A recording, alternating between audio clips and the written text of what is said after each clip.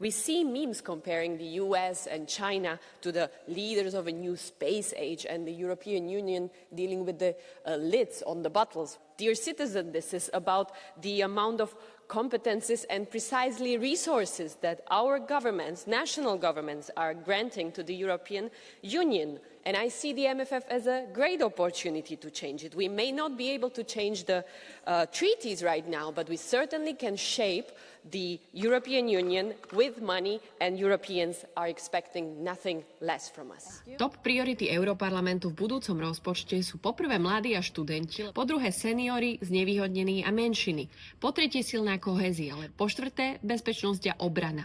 No a po piaté je to právny štát a média. Naša požiadavka na Európsku komisiu je jasná. Pripraviť rozpočet, ktorý bude chrániť ľudí, pomáhať im a podporovať demokraciu.